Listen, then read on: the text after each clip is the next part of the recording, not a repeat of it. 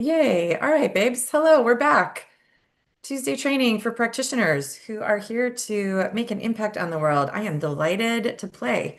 It's been fun doing a little green room background chatter chat with those of you here in the club seats. Thanks, Gary and Eileen, for having such a stimulating conversation. We almost ran late to go live, but no, we're here. Everybody who's live joining us on YouTube, say hi. We're happy that you're here. I already have a view of the chat, so please feel free to use the chat if you're here on YouTube. Hi, guys.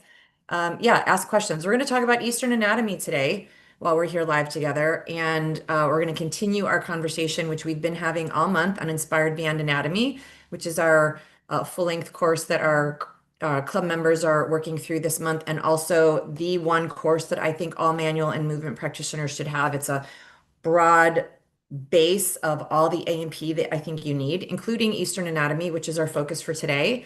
We've talked Western anatomy in previous weeks, and we will then combine them again together when we start talking about injuries and balancing the both. Last week, we talked about Eastern anatomy and what not to do, and where I think we have some pitfalls. Gary just asked a pretty thoughtful question backstage in the green room before we went live about that very thing. And I have to say, I have a very small but mighty team, and one of my team members put a few clips out this week from what we trained on last week in Tuesday training. And even as I was listening, I was like, "Oh, that's a little provocative." I was coming on hot, babes, and I make no apologies for it, and I'm okay with that. I'm not retracting. I just recognize, I guess I recognized how much. Passion I was holding around my position on this, because there is so much value in Eastern anatomy, and that may not have been communicated last week. There is so much value in the Eastern anatomy, but it's not the only anatomy. And Hmm. we need to be very discerning between the two and wildly skilled in both, and not leapfrogging over important pieces of knowledge and skill because we don't know the answer. And that's one of the answers, similar types of conversations that Gary brought up backstage just before we went live. We don't want to leapfrog over anything. It's literally why I'm here every week, to get you guys the answers that you're searching for, so that we stop treating symptoms and we stop making things complicated when they're not, and also get, deep into where we get to explore so that we have the answers. Once you have all that information, and once you know how to synthesize all that information, and you have experience in skill, notice those are three very important steps, not just one.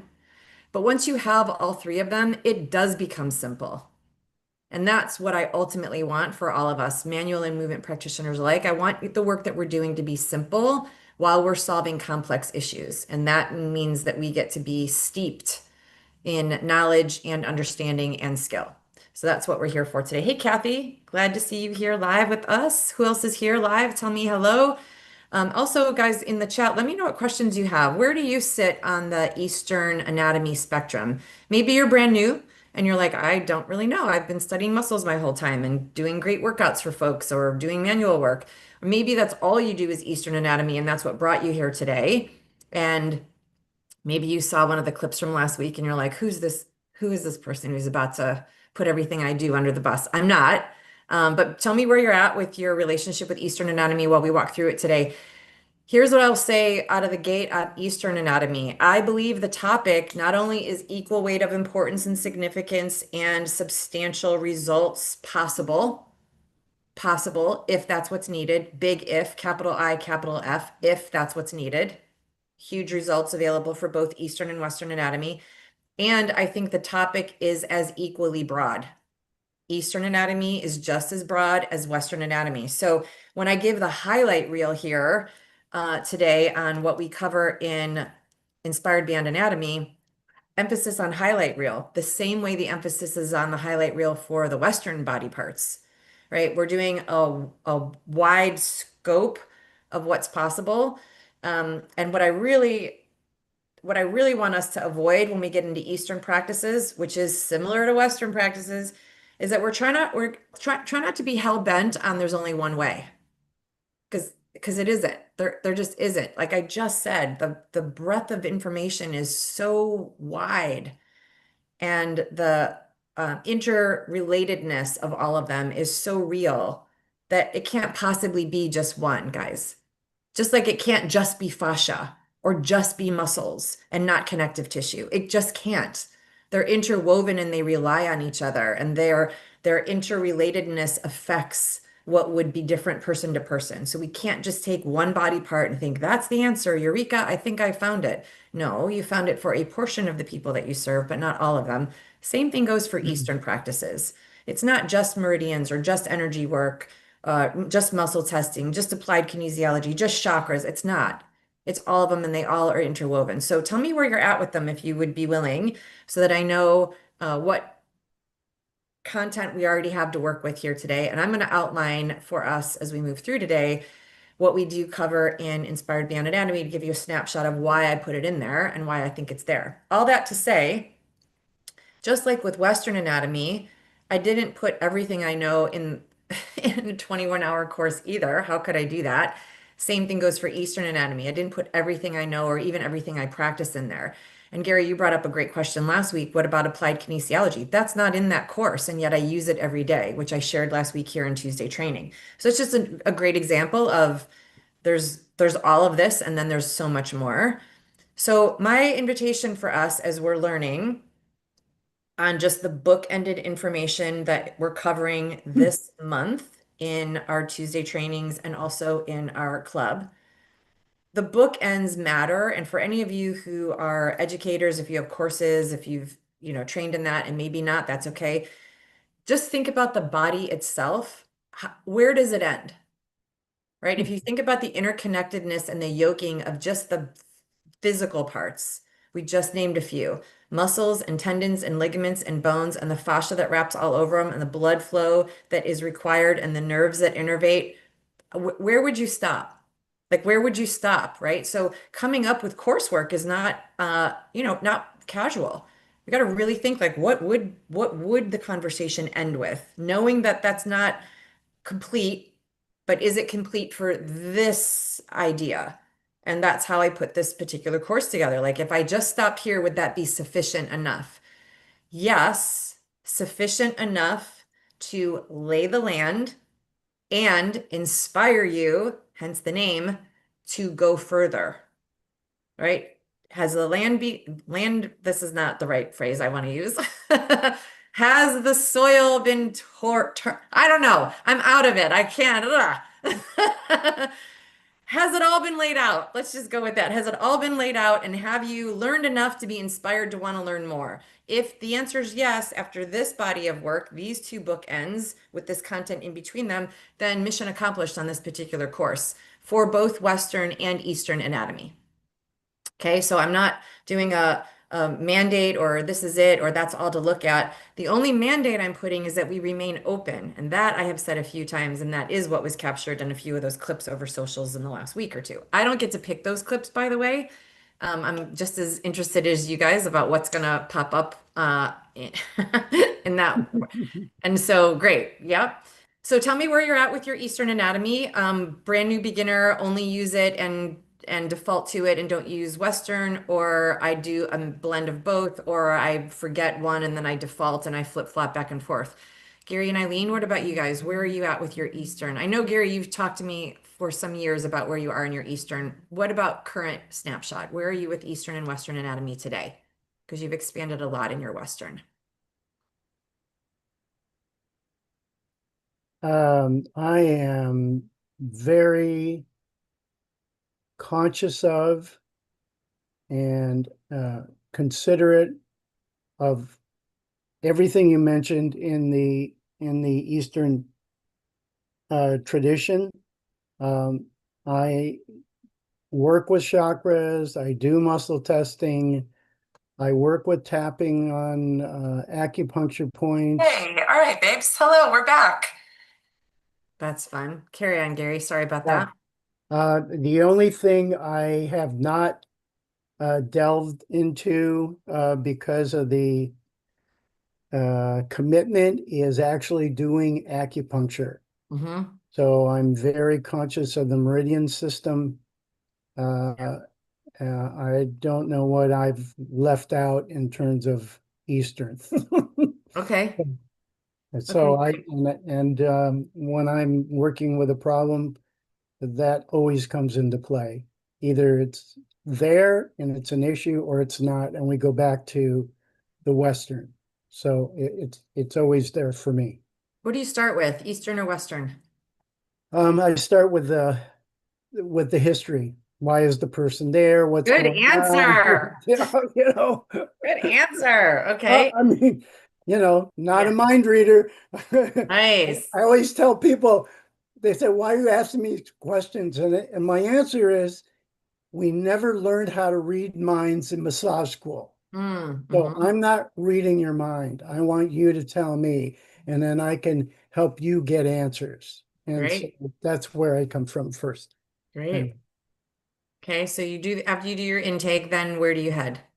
Is it 50-50? Depends on what you glean in the intake, or do you it always start Eastern and then revert back to Western or vice depends versa? on, it's like a process of, okay, this triggers that. Oh, I've been so upset with my husband and da da da, and I lost my job.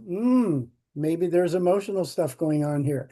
Maybe there's some Eastern things we can do to deal with that piece Mhm. that's affecting the body. Okay. So I'm really having to listen and then go in a certain path, and not everybody wants to do that. Hmm. I just want a massage. I just want to relax. Okay. We can't push our agenda if people aren't Yeah, there and open to looking at other possibilities. So, sure. And I would add to that, Gary, that it's not that they're not open, right? Like we want to be really thoughtful in even our language and our perception of our clients and patients that we're serving. When we say they're not open, we're holding them small, and there's a slight innuendo of they're somehow wrong. And that's never true. What could be is that maybe it wasn't communicated, maybe it was, but they're also wise about why they're there, mhm. right? So just like you said, Well, they're experienced. I don't know, but again, you may take issue with this, but are they wise? Wise requires knowledge and wisdom, and a lot of people have, when they come to us, they've given up because they've been to so many practitioners who have not helped them. mhm, So, they don't want to have more time and resources wasted for sure. exactly. Yeah, which doesn't make them wrong or closed. No, It makes no. them aware of their investment Hmm. and committed to the outcome that they want. Right. Yeah. It's not that I'm taking issue with it. I'm just going to offer, because that's why we're here. I'm going to offer. We also don't want to see them as not open when they are steering the ship. What we get to recognize is that we have not stepped into the seat of the authority, not authoritarian, but we haven't stepped into the seat of the authority to let them know, I got this. And then we haven't invited them into a partnership around that. Hmm. Here's what I'm, here's what I know. Here's what I'm hearing. Here's what I believe is the genesis and the solution. Hmm. And then inviting them into agreement with that. Are you on board with that? Exactly. When we are just like, okay, they just want a massage, then they don't want to have their issues fixed, then we've not done any of that. I didn't say you did. I'm just using that as Hmm. an example, Gary, Hmm. right? For so we Right. could see the contrast in that. We want to be really thoughtful, even when we think that the client is the restriction.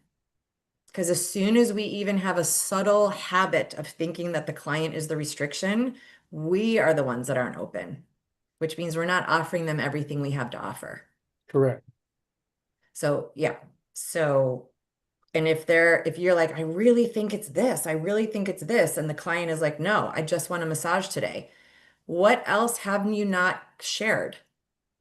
Where have you not brought them into the same awareness with you? What opportunity lies between the two of you to open dialogue in clear, kind connection so that they lean in to what you have to say instead of put their hands up with a, I don't want my time or money wasted. Hmm. Where is that? If you're sure. And here's the other piece of it, and it's case by case. The other piece of it is you're not sure, and their higher knowing knows that. Hmm. Don't want more time wasted. It's cute. At that point, the client, if you could read their mind, might be having some dialogue of like the same as you holding them small.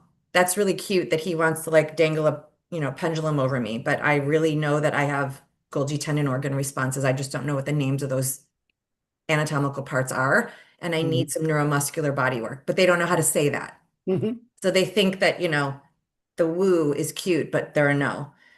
And that's, again, it's a closed connection between the two of you, but there is wisdom that that person brings with them. And it's not the same wisdom that you were defining.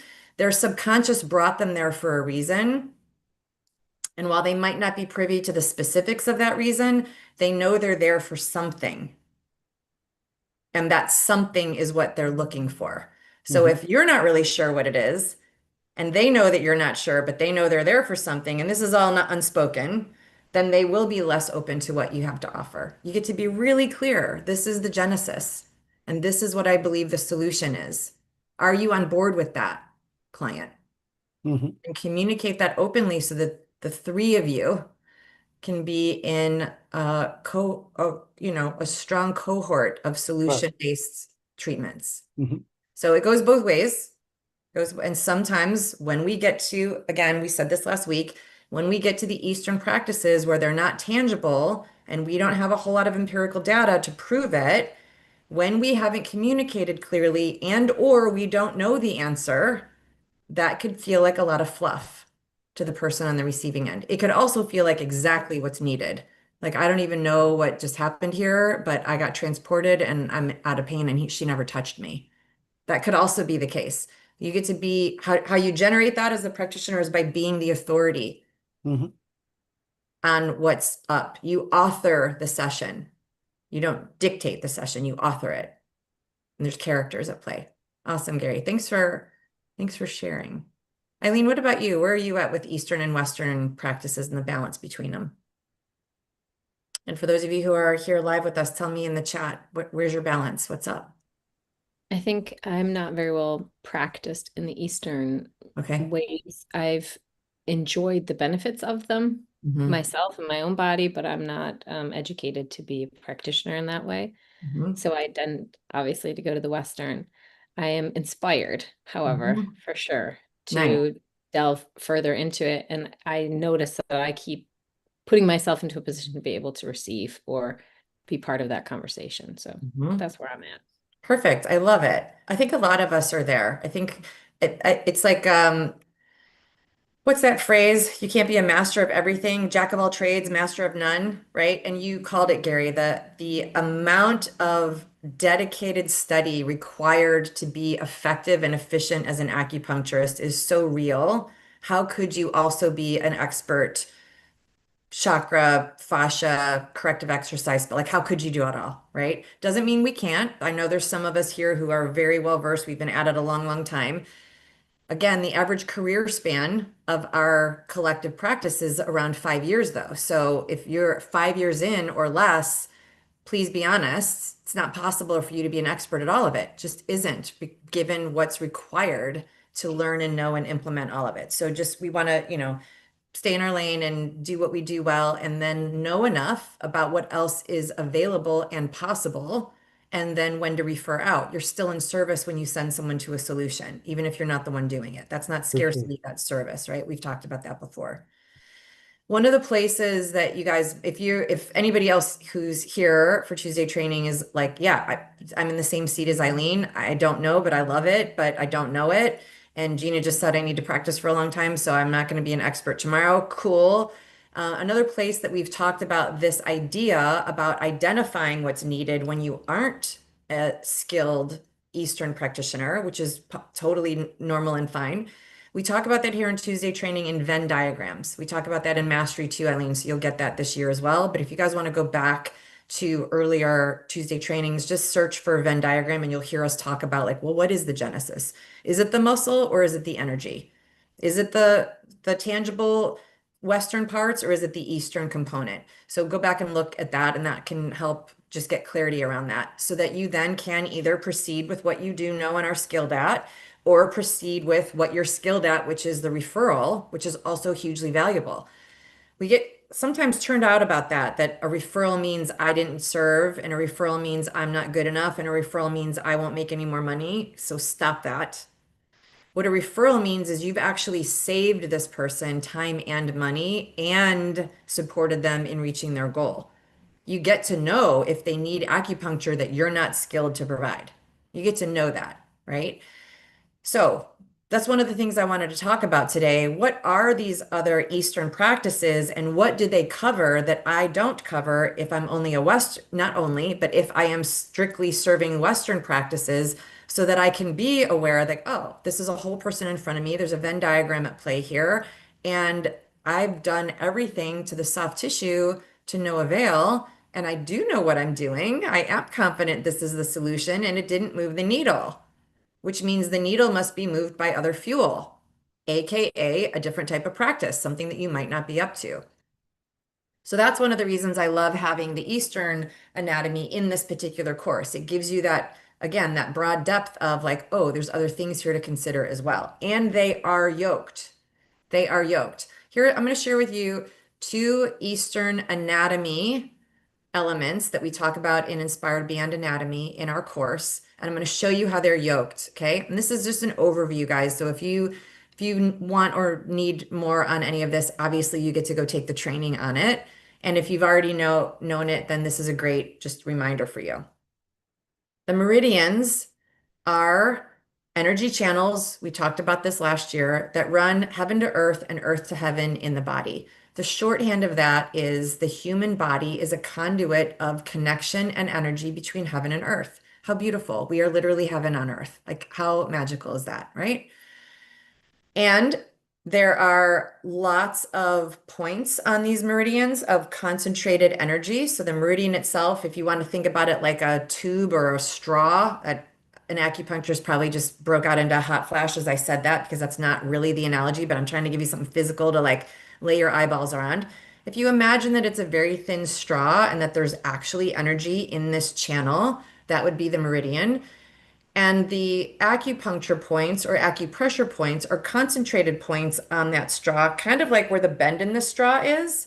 You know where that accordion fold is, where the bendable straws, when we used to use plastic straws. I'm not saying I'm a fan or not fan of plastic straws. I'm just using that as a picture. Concentrated points along the straw are the subos, or the concentrated areas of energy. And an acupuncturist knows, and a shiatsu practitioner knows, an acupressure person knows all of the meridians, whether they run heaven to earth or earth to heaven, what element of energy flows through those meridians, and then where those concentrated points are on the meridians and what those points also stand for. It's a lot of depth of knowledge. I had them all memorized at one point when I was being, hot seated myself and trained in all of that. I remember probably 15 of the subos at this point, the ones that I still focus on every day. I don't focus on them every day, so I'm starting to not remember all of them. I remember all the meridians. I know what element they run. Sometimes I still get confused if they run heaven to earth or earth to heaven. The equivalent of that is I know most of the phasic muscles, but I don't remember if I remember the insertion, but I kind of know where they are, but I definitely know what they do. I know the element, I know what the muscle does. I'm not sure if I remember origin insertion exactly. I don't remember if they run heaven to earth or earth to heaven. And I know like how to palpate that muscle. So I know maybe a subo, a concentrated energy point on this meridian.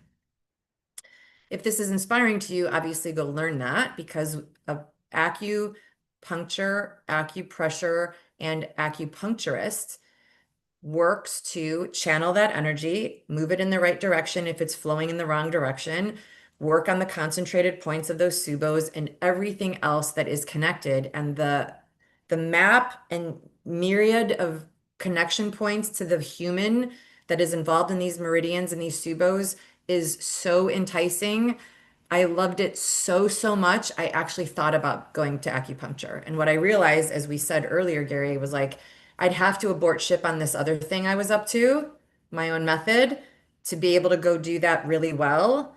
And it was so compelling. Oh, like you got to let go of what you have so you can have what you want kind of thing. And I was really, like, really in a pickle about that. So I am a huge fan. Again, for those of you who are like, Gina, you're not an energy practitioner. Yes, I am. But I'm pretty average at it in comparison to what I know about musculoskeletal practices, just given where I spend my time repeating my knowledge and skill. And that is a real thing for all of us because it's part of how our brain is formed to process data. It's neuroplastic. You have to keep repeating it to actually have it. Taking a weekend workshop once and expecting to use that technique forevermore is not the way our brain is wired. It's literally not using your Western anatomy to support you in your skill set. You got to repeat it. So how many things can you possibly repeat and how much depth of knowledge do you have, etc. And that's how you decide what you're good at. Okay. All that to say about meridians, there's so much more.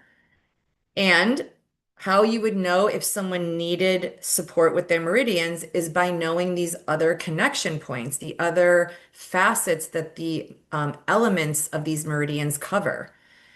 One of the easiest ways for non-Eastern practitioners to know is through the circadian rhythm clock. So if you have a clock, and I have one if you need it, you can find one online for sure. A million people have them on their websites. When you look at the circadian rhythms and the clocks, it'll tell you what organs and organ systems are doing the heavy lifting at that window and when on the clock they need to be resting. So if you are hearing from the patient that you're in service to that, for example, easy to explain, their sleep is interrupted and they always wake up at the same time of night, they're always up at 2:10 a.m., always up at 2:10 a.m., that's a clue that that rhythmic answer from the body is raising its hand to say, hey, at 2:10, I'm supposed to be up to something, but I'm not up to it. And so you're noticing that because your sleep is interrupted, but there's this other thing I'm trying to solve and it's not being solved. Could you help me? And you look at the circadian rhythm clock and you're like, ah, that's this element. I don't work with meridians or elements, but I know someone who does. And then you refer them to someone who works on those meridians. Okay. What you don't do is make it up. If you're not really sure, don't make it up. Don't put things in people's heads that confuse them more. Okay, so meridians run heaven to earth, earth to heaven. They are literally running, channeling all on our body. If you ever look at a meridian anatomy chart, there's just as much to look at as a Western muscle chart. Again, and they're just in different places on the body. Now, here's where the yoking comes in. There are two main vessels, two main meridians on the body that start at the crown and run all the way down the center of the body, right down through the pubic bone, and then vice versa, down at the pubic bone in the back of the body and up. And again, heaven to earth and earth to heaven. If you are an expert at meridian directions, I beg your forgiveness. One of them runs heaven to earth, the other one runs earth to heaven. But where they connect in the mouth and in the pelvic floor, where we would recognize as the entry point near our genitals, where they connect, where they wrap in that circular fashion, heaven to earth and earth to heaven, they then move internally in the body. And again, you can't find this on an operating table. You get to just know that this is here. They wrap inside the body and they channel again, earth to heaven and heaven to earth. And where they cross, where they intersect, which is several places along that central channel, is another concentrated point of energy. Just like there's concentrated points of energy on the meridian, where two meridians overlap, there's even more concentrated energy, but different because now there's two meridians that are connected instead of one with concentrated points on it. And where those cross sections are the formation of the chakras, a different energy body. So there's some people who know chakras inside and out. I taught them for years and years and years to my dancers because it changes the way you move your body and the way you express and where the parts of you that are restricted. And lots of dancing is emoting. And so there's that to contend with, emoting, energy, projection, etc. I know the chakras inside and out. And then when I learned that the meridians are the cross point of them, it started to make a whole lot of sense. Different energy practices, though. Chakras use colors and not the same elements as meridians. Chakras have sound and not the same elements and associations that meridians have. The way we work chakras with movement and pendulums and sound is different than the way we work meridians with pressure and intermittent pressure and needles, if you happen to be skilled to do that. So you're still moving the energy, but it's very different. Just like working fascia is different than working muscles on a lever system. They're there and they're connected to each other, but they're different access points. So you just want to understand the anatomy of them and what they cover. And the way I say chakras are visible, if you are not an Eastern practitioner, or if you are, has a whole lot to do with someone's posture. Now, for those of us who are working on posture and patterning and form and corrective exercises, and certainly in the second touchstone of the Schatz method, you might think, posture. So am I supposed to be working on energy now, or am I supposed to be working on the axial skeleton? The answer is both. But you start with your entry point, the one that you are skilled at. And when none of that changes the needle, and you know you offered someone clear, concise, helpful input, and it still doesn't shift the needle, something else is at play. There's an overlap there. I'll give you an example. Right now, we're working on balancing the four curves, apex sitting inside the Schatz method. We do this as a starting point. It's the basis for all alignment and function and form and movement that comes after that. And it's worth it to like really learn it. Great. We're on it. And when you really get it, which takes a minute, but when you really get it, what the effect of really getting it after you've built the skill for that is that all four balanced curves align and then other things start to settle in as a result of those four curves being aligned. Thank you for correcting yours, Eileen. I appreciate that attention to detail. And when and if and when you get to, well, when you get to your apex sitting and your balanced curves and you see the body settle in, there may still be some postural effects that your client or patient is presenting with that don't seem to equal what we just did and the effect that that thing has. And so then you start to think, either I get to advance my skill and how I offer them a few specialty support comments to get them to maybe shift, and then maybe that'll fix it. But then if it doesn't, and you're like, I know I did the functional, I know I did the functional, I know I did the alignment on the functional, I did the body parts, we did it, we did it, we did it, and yet there's something that shows up in their posture. Maybe they're shrugging their shoulders, maybe their chin is still forward, maybe their head is still tilted. Then you get to ask yourself, is there something else here that's not physical, Western physical? And now it turns out that there could be an overlap, like the Venn diagram, in something Eastern. Another way to think about it is you are already very skilled and versed at neuromuscular work and manual therapies to remedy soft tissue injuries.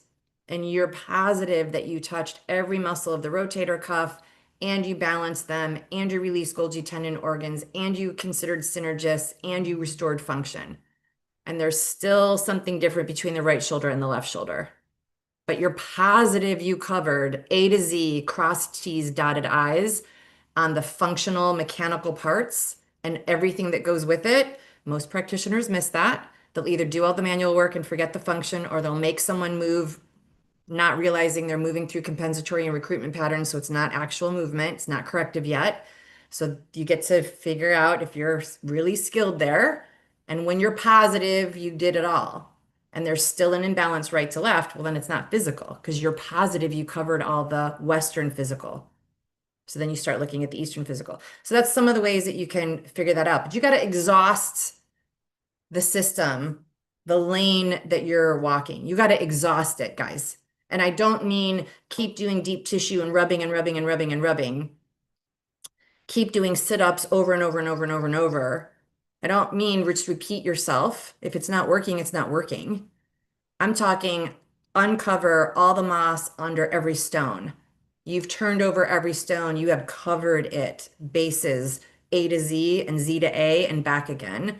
And there is still an unchanged discrepancy between the two. It's not physical then, not Western physical. You got to know that for sure. Most practitioners stop short. They didn't finish. They don't know what they're starting towards, or they don't finish the project.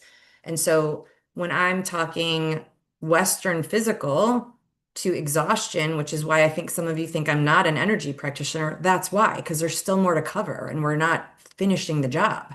So then we start flipping into their life story. Instead of releasing a synergist that's been under recruitment for 6 months.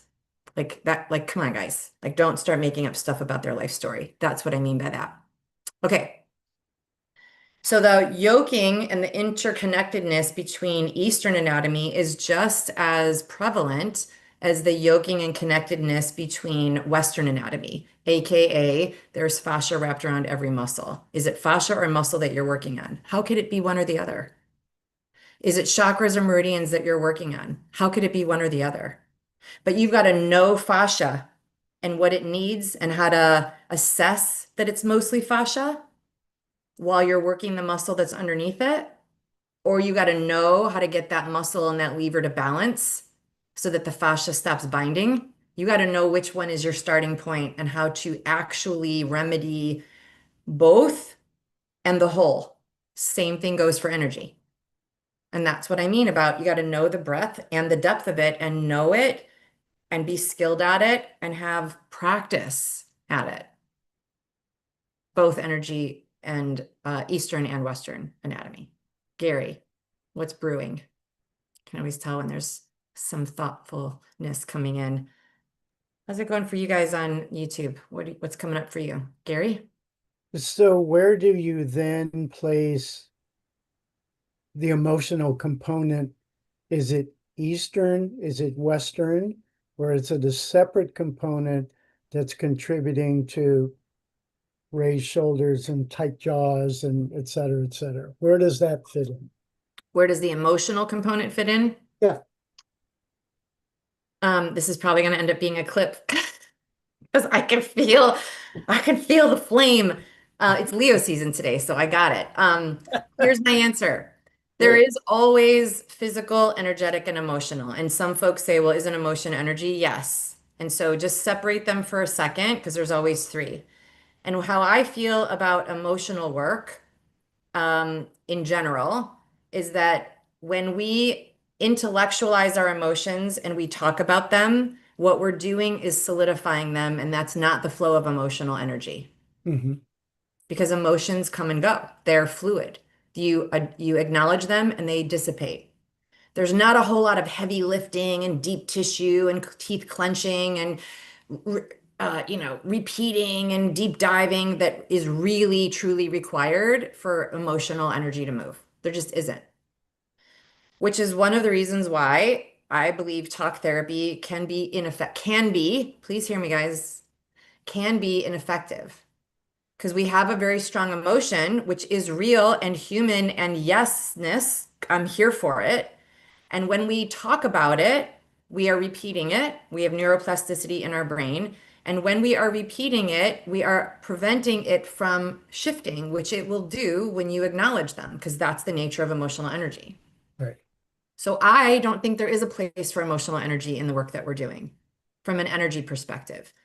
Moreover, we're not psychotherapists, so it's completely unethical to think that we are capable of navigating a client's emotions. Unless you're a psychotherapist, you're not qualified. In the same way, you're not qualified to do open heart surgery on them. So that's my answer. I don't think there's a place for it. Gotcha. Energy, on the other hand,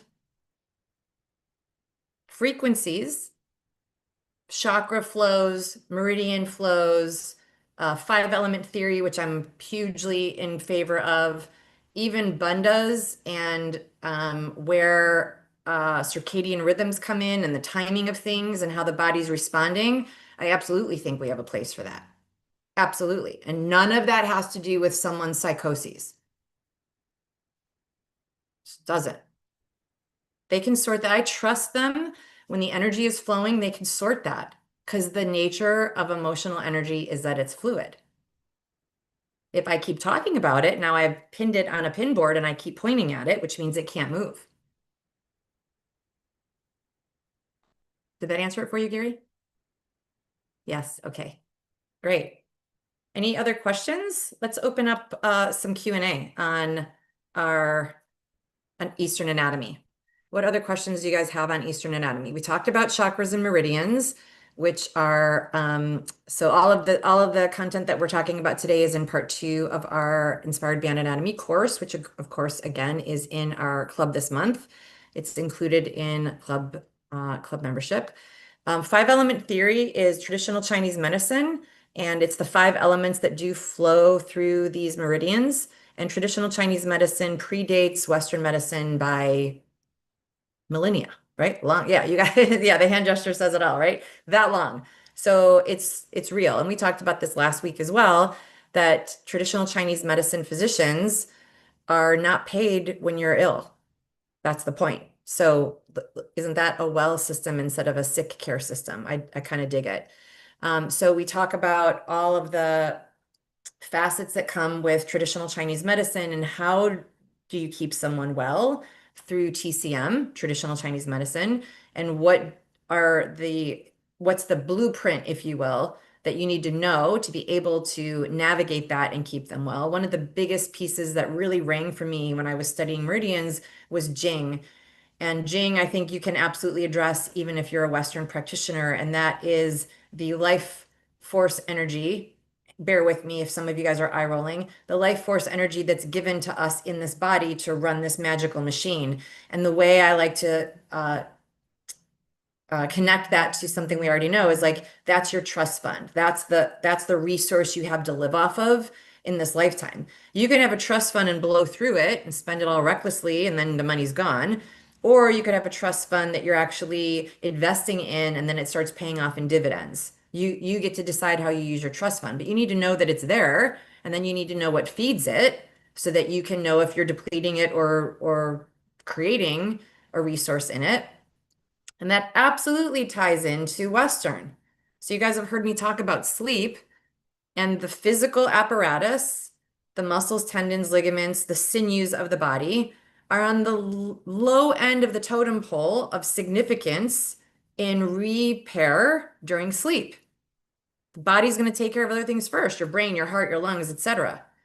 So if you have back pain that is chronic and persistent and keeps recurring, and this is how it came up for me. I knew I was targeting it. I had done the A to Z and Z to A. I crossed T's and dotted I's. I did the manual and the movement and the function, and I did it all, and it worked. And then it would cycle back. Not like the next week, but it would cycle back like within 2.5-ish weeks. Close enough that it was, wait, what? What did I miss? What did I miss? What did I miss? What did I miss? It was one of those. And then I started noticing that the commonality between those few clients that I had that every 2.5 weeks it would return exactly as it came, even though I knew I had covered the bases. The commonality between them was they weren't sleeping through the night. Like, oh, well, they can't freaking heal the work that we did together, and there needs to be a connection point in the brain because of the neuroplasticity, and the brain is unavailable for that at that time of night. Got it. That feeds into this conversation around Jing. If you're under chronic duress physically, you are depleting your Jing, which then lowers vitality. And here's the catch, guys. Some practitioners start flipping into Eastern practices first and miss the window of opportunity to resolve the Western physical. You got to do both. You got to get them to sleep through the night, and you've got to solve the A to Z, Z to A musculoskeletal, and then the energy will restore itself. It's in that order. It's not Jing first. It's the same idea that we talked about with yoga. I think, Gary, you asked this question last week or the week before, or no, someone in the chat on YouTube asked the question, actually. I can't remember who was here last week. What do I think about yoga? Yoga is that interesting intersection between Eastern and Western. The physical practice of yoga is a physical practice. Physical. Western. Intended to allow for an Eastern anatomy and opportunity so that you can sit in meditation without physical discomfort. And so what we end up doing is we skip over the physical part, the mechanical sinews, muscles, tendons, ligaments, the alignment of the axial skeleton in our yoga practice. And then we can't sit comfortably in meditation or sleep through the night. And then we're just sort of busy, right? So you got to know what's the Western physical and what's the Eastern cup filler, and where are you inserting your work? Okay. Yes, Gary. This might sound nerdy, but there may be a distinction between Qi and Jing. There Can you is. see a distinction, and what is it? There's a distinction and there's also an overlap. So I would say that chi is energy that you use to move through your day. It's also what you express.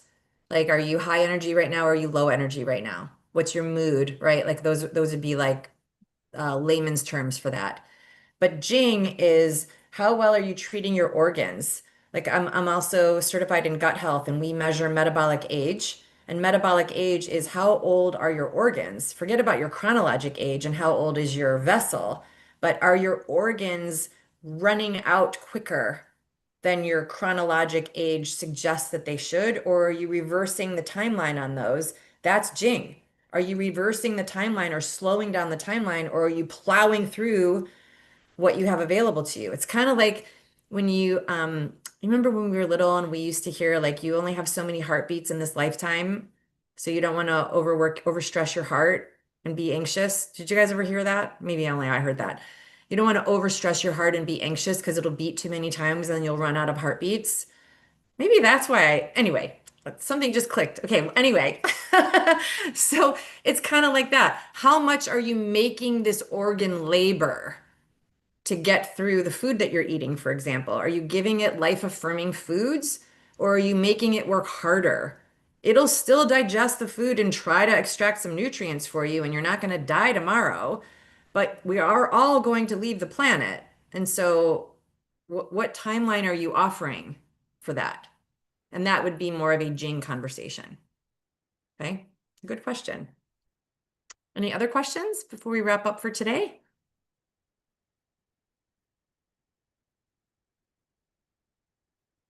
No?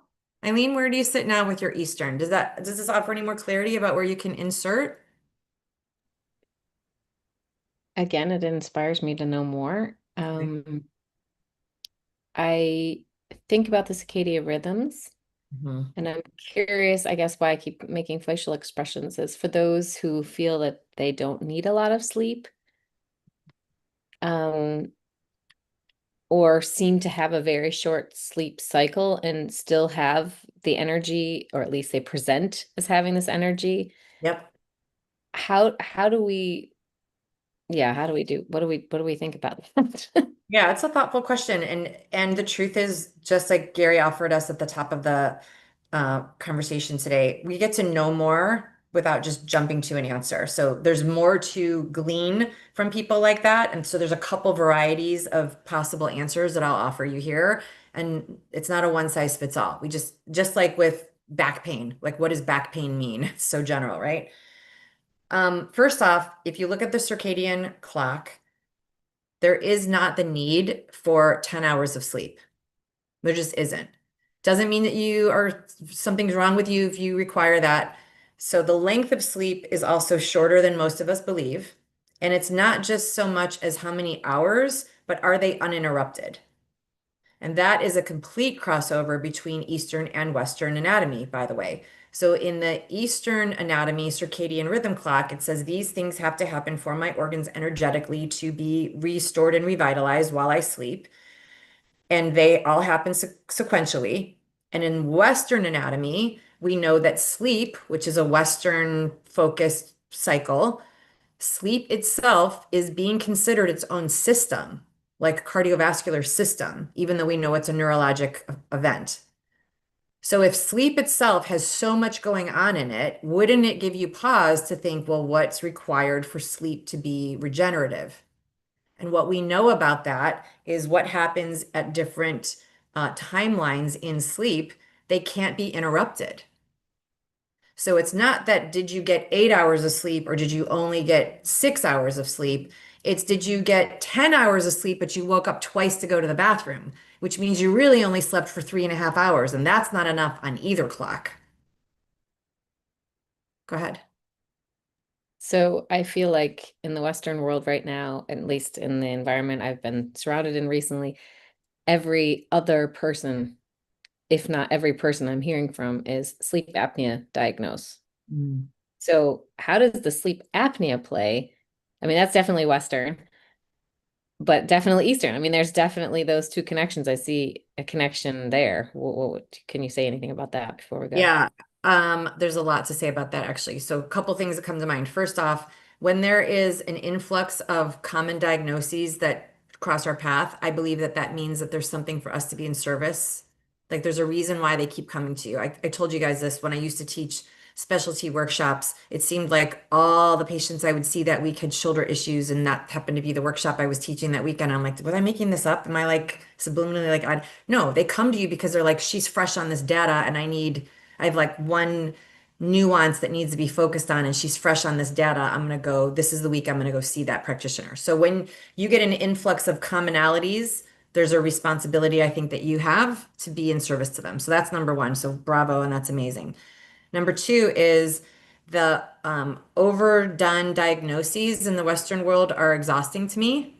And so even even if it's real and people are like, you don't understand, my machine saved my life. Well, actually, what saved your life was the sleep. The CPAP machine was a tool that was added to a symptom.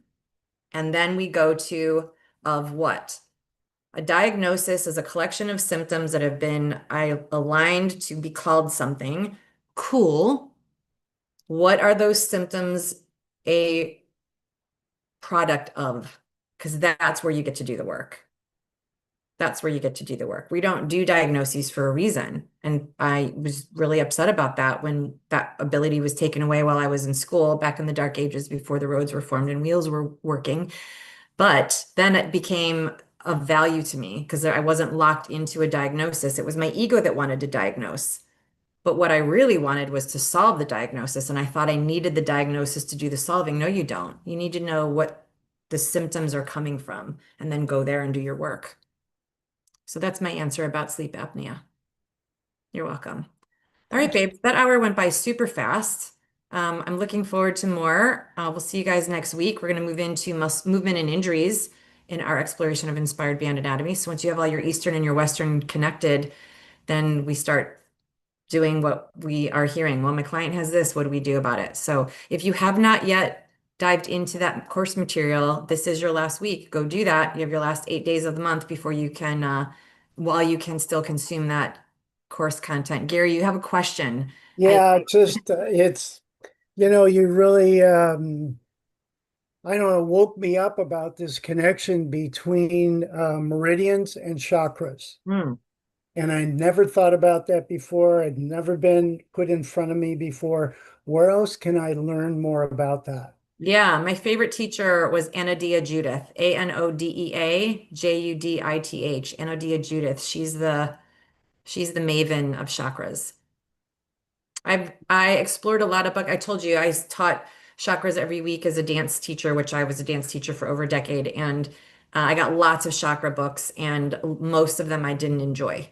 And I love chakras, and I taught it. So she's the person. Can you write her name in the chat?